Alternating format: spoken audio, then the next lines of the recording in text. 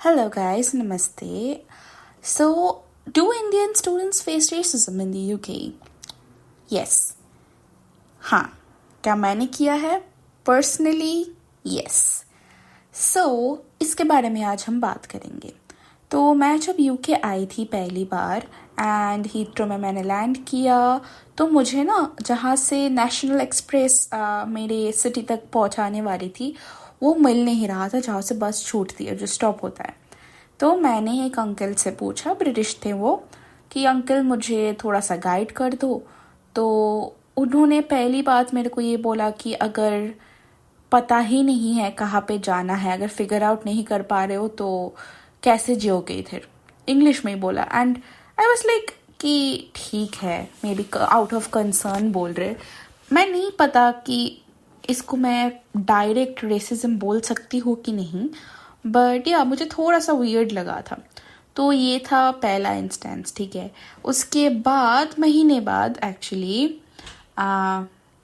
बस में मैं बैठी थी, मैं अपने पार्ट टाइम पे जा रही थी एंड एक अंकल, वो भी एक अंकल थे, ब्रिटिश अंकल थे, बहुत बुजुर्ग टाइप के अंकल थे. ऐसे नहीं थे कि 35 to 45 के बीच में. He needs to be around like 60 और समथिंग लाइक दैट.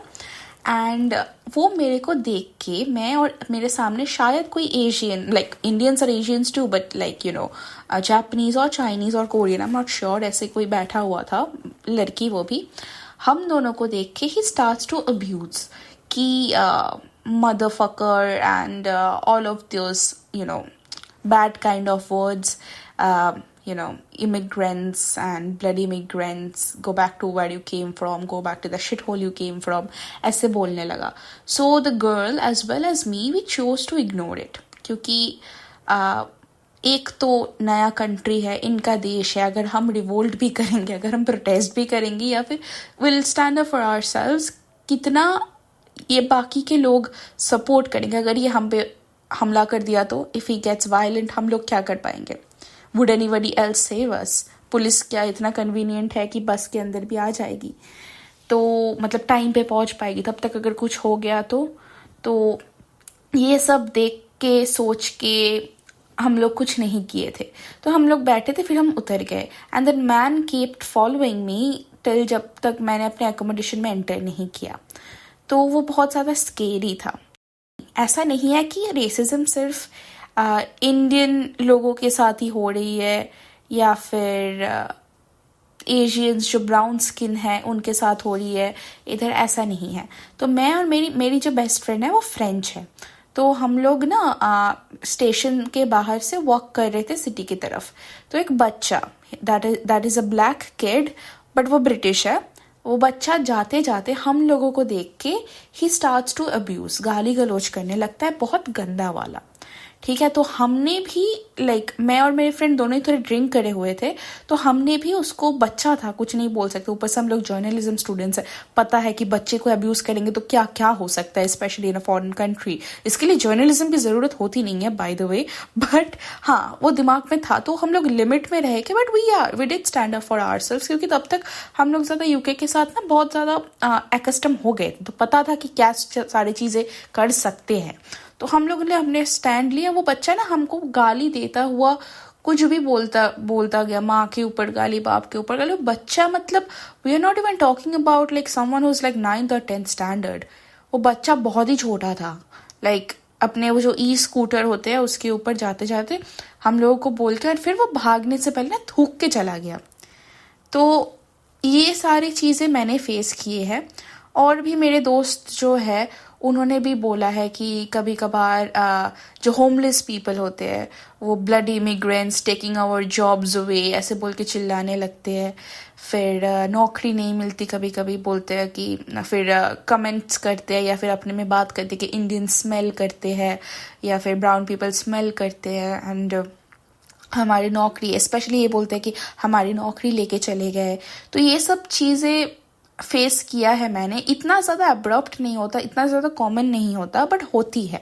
ठीक है. ऐसा नहीं है कि तुम रास्ते पे चलोगे, 4 लोग आकर तुम कुछ बोल के चले गए और ये रिपीटेडली होता रहेगा, ऐसा बिल्कुल भी नहीं है.